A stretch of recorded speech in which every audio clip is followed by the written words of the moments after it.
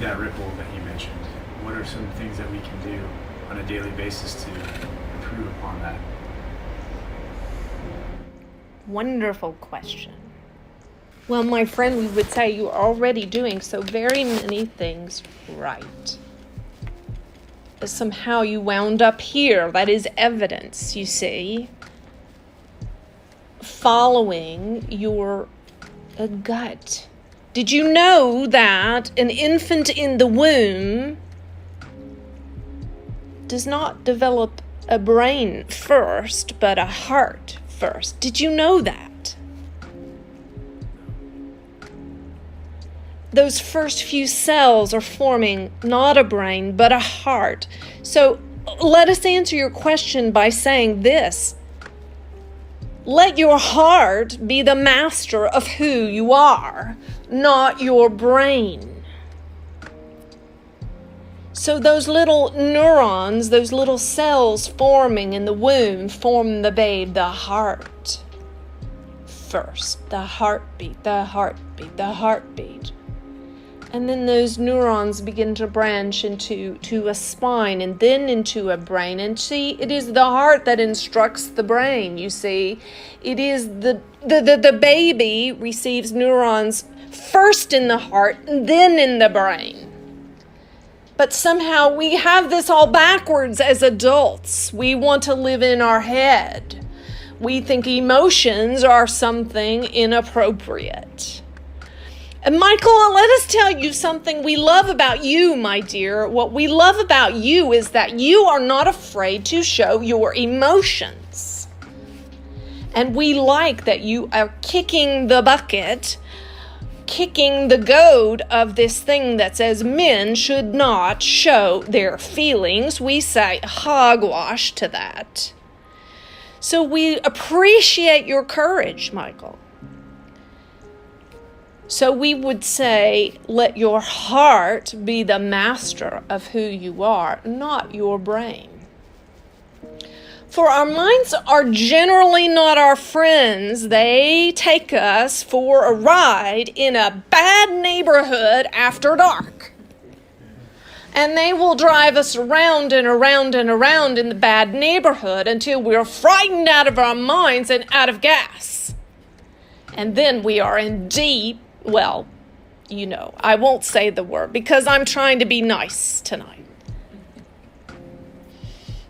So our mind is not always our friend, and our mind needs to be subjected to our heart. And let the heart be king, and the mind be the servant of the heart, you see. And so be courageous, Michael, and follow your heart. And if your heart says, ooh, I think I should go here, don't let your mind talk you out of it, you see. And being true to what your heart is telling you, no matter what it costs you, you see. And how? How do we be better, you said? Well, there are always two choices, to love or to fear. To love or to fear. Oh, yes, we have all different sorts of words that we are supposed to use for our emotions in order to be correct, psychologically correct. Angst, frustration, blah, blah, blah, blah, blah, blah, blah. Well, we will tell you it is all either love or fear. So if you want to get free, lean into love when you feel afraid. When you feel afraid, go ahead and be courageous and do what is loving anyway. And just love. And then your ripples are exponentially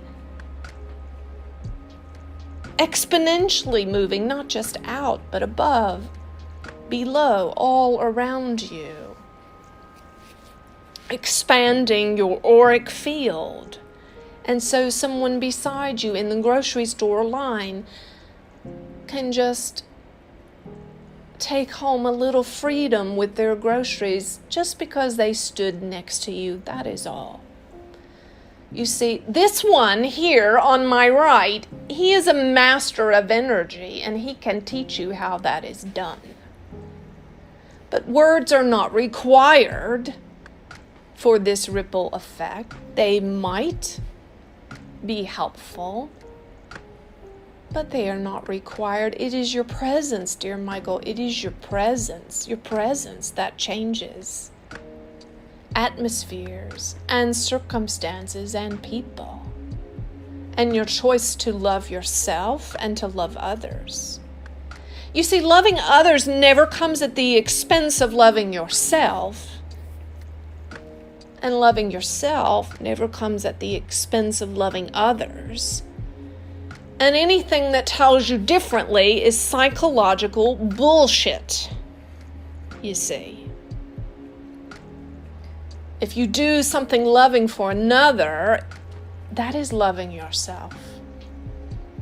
And if you do something loving for yourself, that is loving another. So if you are confused at any point of how to love someone, simply do what is most loving for yourself in that moment. And that is probably looks like doing the closest thing that will make you smile or give you joy. Excellent question. Anything else on that, Michael? Did we answer your question? Thank you, Judith. That was beautiful. Really appreciate it. Our pleasure.